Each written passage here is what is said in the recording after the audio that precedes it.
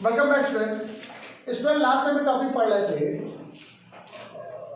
Complex analysis में। आप लोगों ने कॉम्प्लेक्स इंटीग्रेशन में आपने लास्ट थ्योरम पढ़ी थी, या कंप्लीट मोरेरा थ्योरम। आज एक और थ्योरम है, लेवलिस थ्योरम मिलेगा। बस ये लास्ट थ्योरम है आपकी आंखी। इसके बाद आपको लॉरेंस और टेलर या जिसकी मैक्लॉरिन जिसके भी क्वेश्चन होंगे उन सबके क्वेश्चनों के क्वेश्चन बताएंगे दो क्लास में। एक क्लास में टेलर बता देंगे, एक क्लास में लॉरेंस बता देंगे, एक क्लास में मतलब आपको ये ध्यान रखना है एक दो टर्म में आपका ये भी कंप्लीट हो जाएगा। फिर नेक्स्ट आर्टिकल यहाँ पे आएगा सिमिलरिटीज या रेसिड्यू। फिर एक आपकी पास नई एक बुक जुड़ी हुई है टेंसर, छोटी सी बुक जुड़ गई है, तो नहीं ज़्यादा बड़ी उसको लास्ट में नाम से पढ़ाएंगे, पहले इसको स्टार्ट करते थे।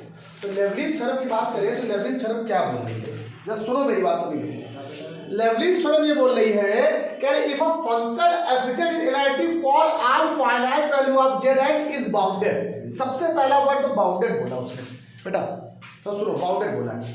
कह रहा है कि कोई एफिशिएंट फंक्शन किसी भी क्लोज कंटूर पर क्या एनालिटी का मतलब अपने हर एक पॉइंट पर ये डिफरेंशिएबल है इस पॉइंट पर अगर है for all finite value of z, z की सभी फाइनाइट वैल्यू पर जितने भी काउंटेबल वैल्यूज हैं and is bounded then it is a constant. तब उसकी वैल्यू क्या होगी, कांस्टेंट होगी हर जगह उसकी वैल्यू बराबर। मतलब अगर एफ ए निकाले, अगर एक पॉइंट एफ ए है, अगला पॉइंट बी पॉइंट, अगला पॉइंट सी पॉइंट, अगला पॉइंट डी पॉइंट, तो सब पर जो फंक्शन की वैल्यू आने वाली है मतलब खुद सारे पॉइंट मान लो, मैंने एफ ए मान लिया, इसकी वैल्यू एफ बी के बराबर होगी, इसकी वैल्यू एफ सी, सबकी वैल्यू बराबर होगी। ये बात बोल रहा है क्वेश्चन, चेक कर, यही बात बोल रहा है। लेकिन कब बोला है पता है उसने, इज बाउंडेड। अगर वो फंक्शन बाउंडेड है तब देन इट इज कांस्टेंट, तब वो वैल्यू कांस्टेंट होगी। बाउंडेड होना चाहिए। बाउंडेड मतलब जानते हो क्या होता है? अब आपको बाउंडेड की चीजें बताई होंगी मैंने आप लोगों को, जैसे mod f Z is less than और इक्वल टू के, या यहाँ पे एम लिखा तो आप एम लिख लो, आपको यहाँ पे एम बताएंगे एम लिख लो। अब अगला स्टेटमेंट जरा देखो क्या लिखा हुआ है, if f z be an integral function, integral function दिया गया हर एक पॉइंट पर। इंटीग्रल मतलब होता है सभी फाइनाइट वैल्यू पर एक फंक्शन है, सेटिस्फाई द इनइक्वालिटी, जो किसको सेटिस्फाई कर रहा है वही चीज है। यहां बोला एफ जेड क्या है, analytic function for finite value पर। अब यहां पे क्या बोला है, एफ जेड क्या है, एक इंटीग्रल फंक्शन है। मतलब इंटीग्रल फंक्शन मतलब वो सारे पॉइंट यहां पर रख सकते हैं इंटीग्रल फंक्शन। या फंक्शन मतलब ए बी सी डी सारे पॉइंट पर एफ जेड कैसा होगा, एक एनालिटिक होगा। लेकिन कब, जब वो सेटिस्फाई करेगा the inequality of mod f z less than और इक्वल टू एम। ये mod f z less than, ये बाउंडेड की कंडीशन होती है। ठीक, for all finite value of z लिखा भाई, वेयर जहां M is positive constant then f is constant. सुनो इसका मतलब क्या है, आप लोगों ने रियल एनालिसिस में पढ़ा होगा बाउंडेड अबव बाउंडेड बिलो। छोटी सी क्लास में जब आप कन्वर्जेंस सीरीज पढ़ लेते तो सीक्वेंस में मेरा छोटा सा एक आर्टिकल था कन्वर्जेंस में, वहां पढ़ा था क्या बाउंडेड अबव बाउंडेड बिलो। एक पॉइंट है, एक फंक्शन की वैल्यू मान लीजिए आपका सिंपल कर लो, ये आप मॉड एक्स है, इसकी वैल्यू क्या है, अगर एम से छोटी है, एक पर्टिकुलर पॉइंट है उससे छोटी अगर वैल्यू आ रही है तो ये क्या है, बाउंडेड बिलो है। कैसा है, एम से छोटा है ना ये, तो बाउंडेड बिलो है। अगर मान लीजिए ग्रेटर हो जाएगा बाउंडेड अबव बन जाएगा, ये वैल्यू ये बाउंडेड अबव बन जाएगा अगर वैल्यू बड़ी हो जाएगी तो ये एक पॉइंट है, इससे ऊपर बाउंडेड अबव, इससे नीचे बाउंडेड बिलो। लेकिन इससे ये चीज़ समझाना गलत बात होती है, क्योंकि ये चीज़ आप बता तो ये पॉइंट अबव के लिए भी बराबर हो सकता है। मान लो ये मैंने बोला अबव का मतलब क्या होता है, एफ जेड जो फंक्शन होगा वो इससे ज़्यादा और बराबर होगा, और यहाँ मान लो एफ जेड फंक्शन नीचे बिलोंग कर रहा है तो ये क्या होगा, इस एम से छोटा और इक्वल हो सकता है, इक्वल भी हो सकता है। तो एबव अब इक्वल दोनों में भी आ रहा है, इसमें भी आ रहा है, इसमें भी आ रहा है, इसलिए दोनों को हम लोग अलग अलग पढ़ते हैं। इसीलिए कोई स्मॉल है, एक को कैपिटल में लिखते हैं, bounded above bounded below, upper bound lower bound ऐसे बोलते हैं। तो यहाँ पर जो एम होता है वो कैसा होता है, अपर बाउंड होता है। कैसा होता है, अपर बाउंड। एम ऊपर है, ये एम नीचे होगा तो लोअर बाउंड हो जाएगा, ये ध्यान देना। लेकिन उसे ये तो बोला नहीं अपर या लोअर, उसे सिर्फ बोला bounded.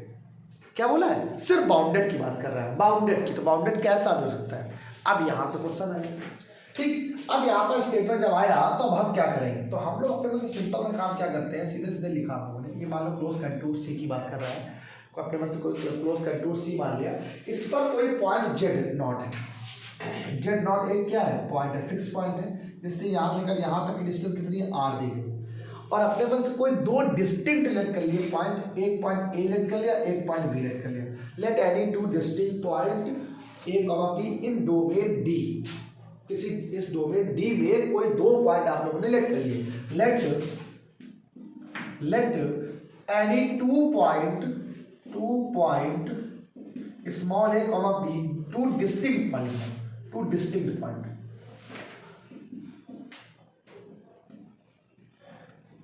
Point a comma b इन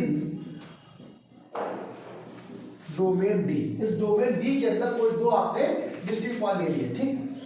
अब जेड प्लेन मिल सकते हो, डी पॉइंट मिल सकते हो, डोमेन मिल सकते हो, और ये जो ए और बी डिस्टिंक्ट कैसे आर्बिट्रेरी कांस्टेंट है, कैसे कांस्टेंट है, अपने मन से लिए हुए कांस्टेंट है, ध्यान रखना। अब ऐसे नहीं कि आपने कोई भी दो ले लिए, जो अपने मन से हमने लेना है, हमने उसके हिसाब से लिया। तब आप क्या करते हैं, let C be R large circle with center है। अब यहाँ पे क्या एंड सी आर क्या, let C be R circle with center z not.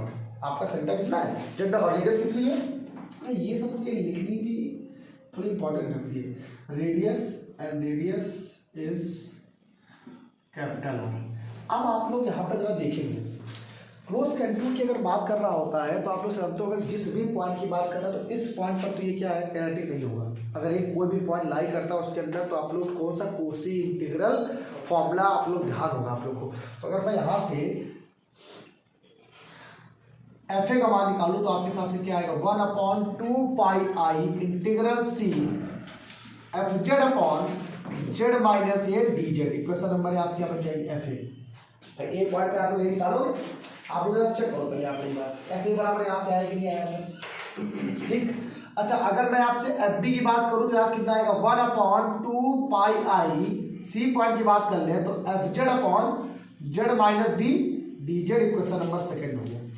अब इतना रखो तो हम आपको समझाना शुरू करें। अब क्वेश्चन में उसने बोला है मॉड जेड की बात कर रहा है, बाउंडेड की बात कर रहा है। तो बाउंडेड का मतलब, बाउंडेड का मीन क्या होता है, मॉड ऑफ एफ जेड की बात करेगा। अब मॉड ऑफ एफ जेड अगर कहीं निकालना है तो सबसे पहला काम आप लोग क्या करोगे, इसका मॉड लेना पड़ेगा। आपको जो प्रूफ करना है वो प्रूफ क्या करना है, ये देखो पहले आप नोट करना पड़ेगा, पहले समझिए। आपने क्या निकाला, एफ ए निकाल लिया, आपने क्या निकाला, एफ बी निकाल लिया। आप दोनों को माइनस कर दो, कर लिया, इसका मॉड निकाल लो और इसको जीरो की तरह से प्रूफ कर दो। Mod a minus mod b का, एफ ए माइनस एफ बी का जो मॉड है उसकी वैल्यू अगर आपने जीरो प्रूफ कर दी तो एफ ए माइनस एफ बी बराबर जीरो। एफ ए बराबर क्या रहेगा, एफ बी। तो मतलब एवरी पॉइंट पर जो भी फंक्शन होगा उसकी वैल्यू कांस्टेंट आएगी, चाहे एफ ए हो, चाहे एफ बी हो, चाहे एफ कुछ भी हो, मतलब जो आपके पास एफ जेड है वो एक कांस्टेंट वैल्यू आ रही है।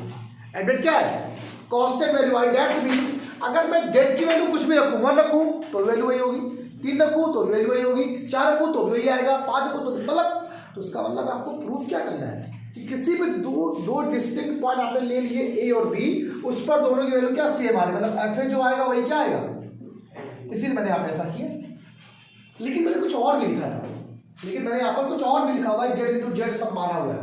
अब यहाँ पर तो जेड एक पॉइंट है, यहाँ पर वेरिएबल पॉइंट की बात करते हैं हम लोग, ये जेड डॉट फिक्स पॉइंट होता है। तो रेडियस किसके बराबर होती है सबको मालूम होगा, वी नो डेट। थोड़ा सा यहाँ पर अलग कर रहे हैं, वी नो डेट हम कुछ जानते हैं।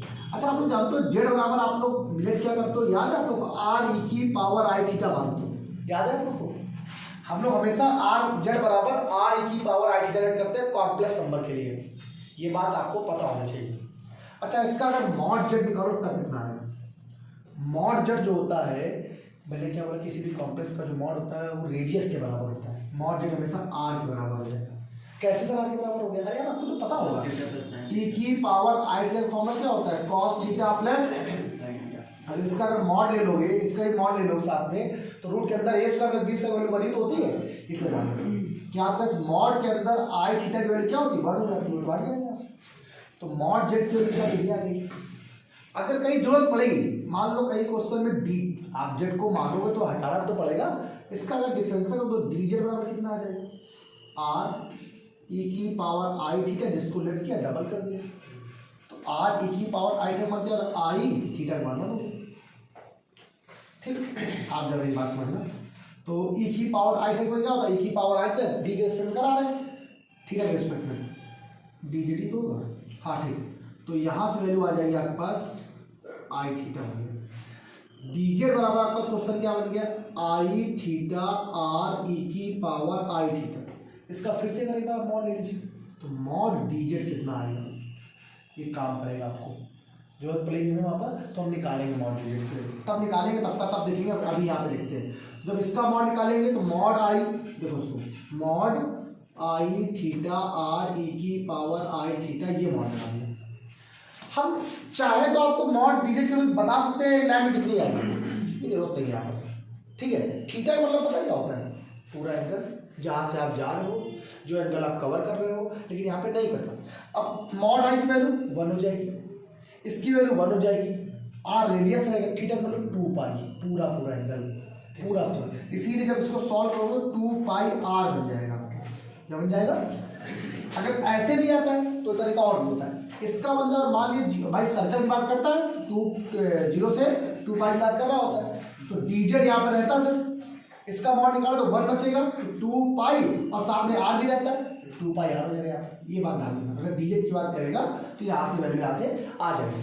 अब इतना आप लोग पहले काम करो कि इतना अगर आपको नोट करो, तो फिर हम आपको यहाँ बताएं फर्क से। ये थीटा नहीं होगा बेटा, ठीक है, डी थीटा हो जाएगा, सॉल्व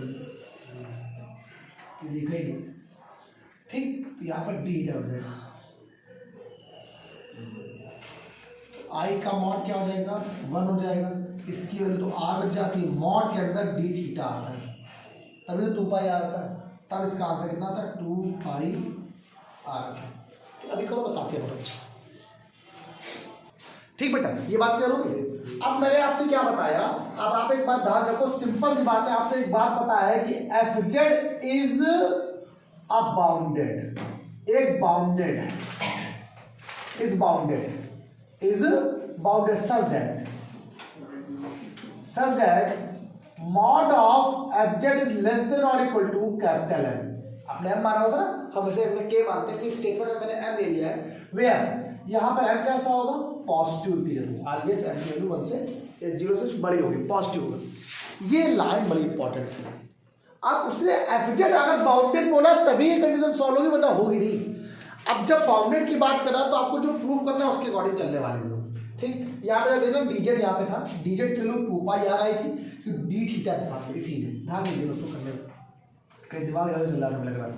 अब आपको बहुत पता है कि आपने इक्वेशन नंबर 1 इक्वेशन नंबर 2 निकाला था एफ ए और एफ बी, तो अब आप क्या निकालोगे, एफ ए माइनस एफ बी आपने निकाल लिया, यहाँ से क्या आया 1/2 pi i integral F Z upon Z minus A D Z, ये सिंपल था, आप देख लो ना क्वेश्चन, माइनस का 1/2 पाई आई, ये क्या हो गया f Z upon Z minus b d Z.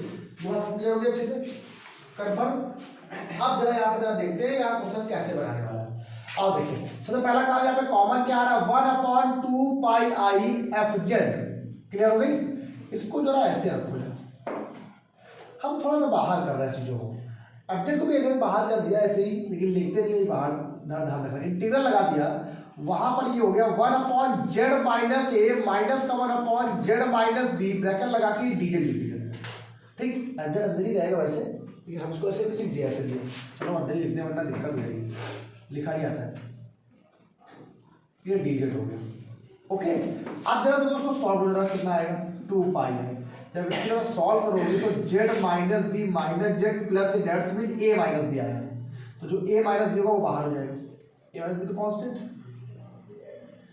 Integral क्या वैल्यू है पास z माइनस a और z माइनस बी, और ये तो कोई बात ही नहीं, एफ जेड और ये क्या आ गया डी जेड हो गया, हो गया नहीं हो गया, क्लोज कंट्रोल सी की बात कर रहा है दोस्तों, लेकिन साथ में चल क्या रहा था, एफ ए माइनस एफ बी।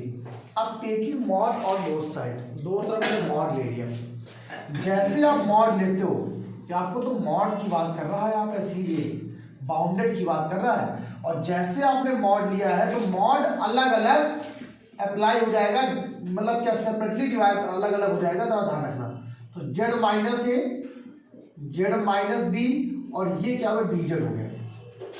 अच्छा समझो पूरा अलग अलग ये हो गया, तो इसका अलग सबके टर्म का मॉड अलग अलग लग जाएगा। तो सब में लगाओगे तो किसी भी वैल्यू का मॉड वही रहता है, कोई फर्क नहीं पड़ता। 2 पाई आई, 2 पाई का मॉड अलग कर लो, आई का मॉड अलग कर लो, आई की मॉड की वैल्यू हमेशा 1 होती है, भूलना नहीं। इंटीग्रल मॉड एफ जेड यहाँ से अलग हो गया अपॉन ये क्या आएगा जेड माइनस ए का mod z minus b and mod of d z. आराम से करेंगे, पहले एक लाइन पर पूरा भर दें, लिखना जरूरी होता है। जैसे ही मॉड अप्लाई होता है तो लेस देन और इक्वल टू आता है, आपको पता होना चाहिए। अब जो वैल्यू गिवन है उसके अकॉर्डिंग चलोगे। अब बताओ यहाँ पर मॉड ऑफ एब्जेक्ट की वैल्यू आपको क्या गिवन है, लेस देन इक्वल टू है, ये भी देखो लेस है, ये भी लेस है, बिल्कुल सीधे अप्लाई हो जाएगा। तो इसकी वैल्यू क्या हो जाएगी, देखो आपका बेटा ये m हो गया, ये 2 पाई हो जाएगा। वैल्यू का मॉड से कोई फर्क नहीं पड़ता, ये माइनस बी रहेगा। ठीक, इंटीग्रल डीजेड की मैंने भी निकाला था आपको यहाँ पर 2 पाई आर होता है, क्या होता है सरकमफ्रेंस के बराबर 2 पाई कैपिटल आर, और जेड को मैंने आर माना हुआ था, याद है आप लोग को, अभी मारा जेड बराबर आर। ठीक है, जेड बराबर नहीं मॉड जेड बराबर आर। अब इसका जब नॉर्मली करोगे तो आप mod z minus mod a bracket लगा दो, ये mod z minus mod b bracket लगा दो। यही तो पढ़ते हो आप लोग, क्या अलग पढ़ते हो, कुछ नहीं यही पढ़ा है आप लोगों ने सब। ये डीजेड के लिए 2 पाई आर हो गए। जरा देखना एम्प्लाइज पार्ट चल रहा था इस तरह वाला, ए लेस देन और इक्वल टू, इधर जो चल रहा था ध्यान रखना 2 पाई से 2 पाई कैंसिल हो गया।